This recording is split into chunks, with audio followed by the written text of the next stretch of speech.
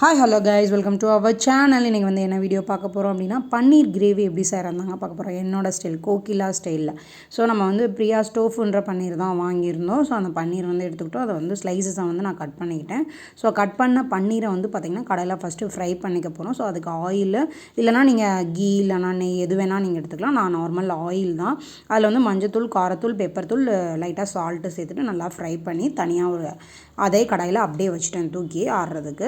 இன்னொரு மிக்ஸி ஜாரில் வந்து பார்த்திங்கன்னா 6-7 முந்திரி பருப்பு, 2 தக்காளி கிரைண்ட் பண்ணி தனியாக வச்சுக்கிறோம். ஒரு கடாயில் வந்து பார்த்திங்கன்னா 3 ஸ்பூன் ஆயில், பட்டை, லவங்கம், சாஃப்ரீனான்னு ஒரு ஏலக்காய் போட்டுட்டு அது பொரிஞ்ச உடனே 3 வெங்காயத்தை சாப் பண்ணி அதை சேர்த்துக்கிறேன். நல்லா பொடியாக சாப் பண்ணி சேர்த்துக்கிட்டு வதங்கினதுக்கப்புறமா 1 ஸ்பூன் சீரகம், 1 ஸ்பூன் சோம்பு, பிரிஞ்சி இலை, ஒரு கொத்து கருவேப்பிலை, 2 பச்சை மிளகாய் அதை நல்லா வதக்கிடுங்க.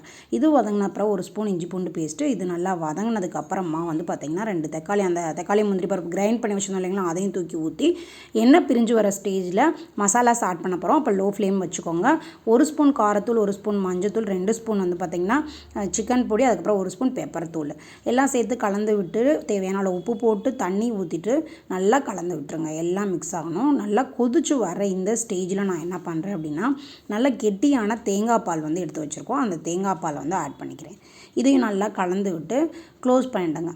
ஆல்ரெடி நல்லாவே எல்லா மசாலாஸ் மிக்ஸ் ஆகிடுச்சு. இப்போ தேங்காய் பாலும் மிக்ஸ் ஆகிட்டு நல்லா நமக்கு கொதிச்சு வந்துடட்டும். ஓகேங்களா? கொதிச்சு வர ஸ்டேஜில் உப்பு எல்லாமே செக் பண்ணிவிடுங்க. இப்போ இந்த பன்னீர் இருந்தது அந்த கடாயில் தூக்கி இதை ஊற்றியாச்சு. ஊற்றிட்டு ஒரு பிரட்டிட்டு கொத்தமல்லி தலையை தூவி இறக்குனீங்க அப்படின்னா சுவையான டேஸ்ட்டான பன்னீர் கிரேவி வந்து ரெடி ஆகிடுச்சு. சிம்பிளான டிஷ். நீங்களும் ட்ரை பண்ணி பார்த்துட்டு எப்படி இருக்குன்னு சொல்லுங்கள். சப்பாத்தி, பூரி, தோசை, இட்லின்னு எல்லாத்துக்குமே நீங்கள் வச்சு சாப்பிட்லாம். அசத்தலான டேஸ்ட்டாக இருக்கும்.